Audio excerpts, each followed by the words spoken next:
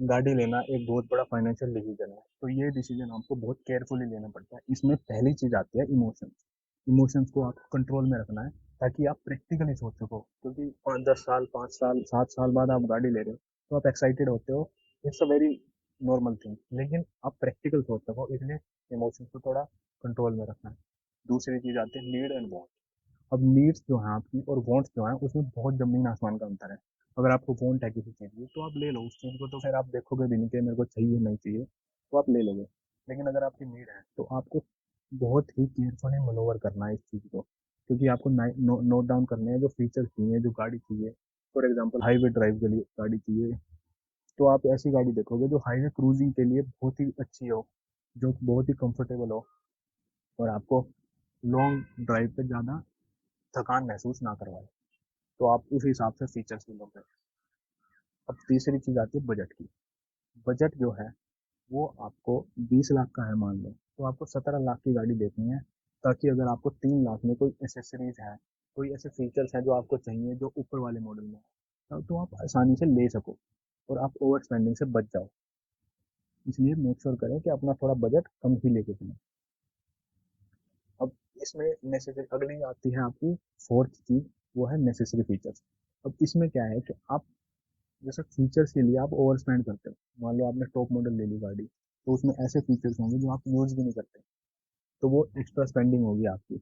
तो उस केस में आपको करना क्या है कि छो- एक एक मॉडल, टॉप मॉडल से एक नीचे वाला मॉडल ले लो, और उसमें जो फीचर्स आपको चाहिए थे, मान लो एलॉय व्हील चाहिए थे, कुछ भी चाहिए था, तो आप आफ्टर मार्केट लगवा लो या फिर उनकी एसेसरीज से लगवा लो, ताकि आपका पैसा भी सेव हो जाए और आपकी जो नेसेसरी एसेसरी थी वो भी लग जाए, और तो इसमें भी आपका पैसा अच्छा खासा सेव हो सकता है।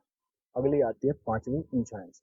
इंश्योरेंस जब आप कहीं पर भी शोरूम में जाओ गाड़ी देखने के लिए, तो पहले ही कई कंपनियों से कोटेशन लेके जाएं इंश्योरेंस की, ताकि वो आपको अगर कोई भी इंश्योरेंस की कोटेशन दे रहे हैं, तो आप उनको काउंटर कर सको। अगर वो आपको महंगी दे रहे हैं इंश्योरेंस, तो आप पहले ही कंपनी से कहीं से पता करके जाएं कि कौन कौन सस्ती इंश्योरेंस दे रहा है, प्रोवाइडर है, तो उससे आप जाके इंश्योरेंस खरीद लें। अब इस अगली चीज आती है छठी, वो आती है बहुत ही इंपॉर्टेंट है, ये बहुत ही इंपॉर्टेंट है, पीडीआई। प्री डिलीवरी इंस्पेक्शन से पहले कोई भी फुल पेमेंट ना करें, कहीं भी साइन ना करें, गाड़ी अपने नाम ना करवाएं, क्योंकि एक बार अगर गाड़ी आपके नाम हो गई, तो कोई भी चेंजेस उसमें नहीं किए जाएंगे, कोई भी रिस्पॉन्सिबल नहीं होगा, आप ही रिस्पॉन्सिबल होंगे। कुछ किसी भी सिचुएशन में वो आप चेंज नहीं कर सकते, क्योंकि बहुत सारी गाड़ियां रिपेंटेड पकड़ाई जाती हैं। हमने ये देखा है, मेरा ये खुद का एक्सपीरियंस है, मैंने बहुत बार एक्सपीरियंस किया हुआ है, मैंने कई गाड़ियों में एक्सपीरियंस किया हुआ है। तो मेक श्योर करें कि आप स्कैम से बच सकें, इसलिए पीडीआई जरूर करवाएं। पीडीआई के सर्विस प्रोवाइडर बहुत होते हैं, तो उनको कॉन्टैक्ट करें और उनको बुलाएं।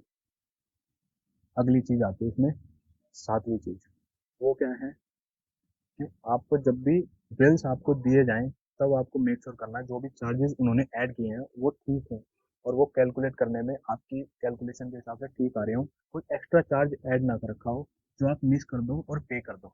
इसलिए आपको दोनों चीजें मेक श्योर करनी है कि आप क्रॉस चेक हमेशा करें चीजों को, अपने पेपर्स में जो आरसी पे और चेसी नंबर, वो सब बिल्कुल प्रॉपरली चेक करें।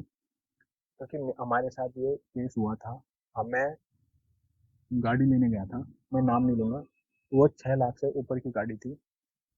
तो उसमें क्या हुआ कि जब 6 लाख की वो गाड़ी थी, तो उसमें 4 लाख रुपए एक्स्ट्रा हमने जब कैलकुलेट किया, एक्स्ट्रा हो रहे थे।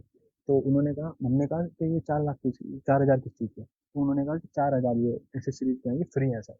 तो हमने कहा चलो ठीक है, फ्री है तो पे थोड़ी करना है इनका, तो ये ऐड क्यों कर रखे हैं? तो उन्होंने कहा नहीं सर, फ्री का मतलब ये थोड़ी है कि पे नहीं करना, ये फ्री है लेकिन आपको पे करनी पड़ेगी। इसका क्या मतलब हुआ? मतलब this is the total absurd thing I have ever seen.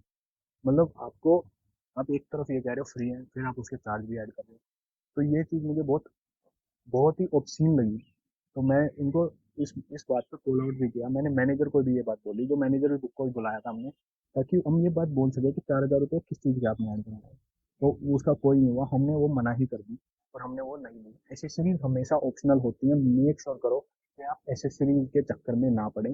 अगर वो नेसेसरी एसेसरी आपके उसमें नई बैटरी है कि आप, मुझे जरूरत नहीं है, तो मत खरीदो, ऑप्शनल है सारी चीज। जो अगर वो कंपलसरी होती तो गाड़ी आप, कंपनी आपको ऑलरेडी प्रोवाइड कर रही होती वो चीज गाड़ी में, वो सब एसेसरीज हैं। अब अगर गाड़ी ऐसा होता कि भाई कंपलसरी है एसेसरी, तो टायर वो तो टायर गाड़ी के साथ टायर एसेसरीज में थोड़ी आते, टायर तो कंपलसरी है ना, गाड़ी के साथ ही आते हैं। तो ये थोड़ी है कि एसेसरीज में भी कैलकुलेट करोगे टायर को। तो इसलिए जो चीज़ कंपलसरी है वो गाड़ी के साथ आती है, जो ऑप्शनल है वो एसेसरीज वो शोरूम में लगाते हैं। तो इसलिए उसमें कंफ्यूजन ना हो करें, जो एक्स्ट्रा मनी है उनको मना करते हैं कि हमें ये नहीं चाहिए। और बहुत सारे स्कैम आपसे बच जाएंगे। ये आपको कुछ ऐसी चीज़ें हैं जो ध्यान में रखनी चाहिए। और अगर आप सही गाड़ी खरीदेंगे तो आपका मन भी करेगा चलाने का, लेकिन आपको अगर बाद में पता लगा रिपेंटेड गाड़ी है, तो आप ये सोचोगे कि यार सेकंड हैंड मार्केट से ही मैं गाड़ी ले लेता, तो ये अच्छा था ना, कि मैं 2 लाख भी बचा लेता, 3 लाख रुपए बचा लेता, और मेरे साथ ये चीज़ भी ना होती। तो मेक श्योर करें ये चीज़ें, आप इन चीज़ों से आप बचें और केयरफुल रहें। That's it for my side. I am Abhishek Pal, signing off.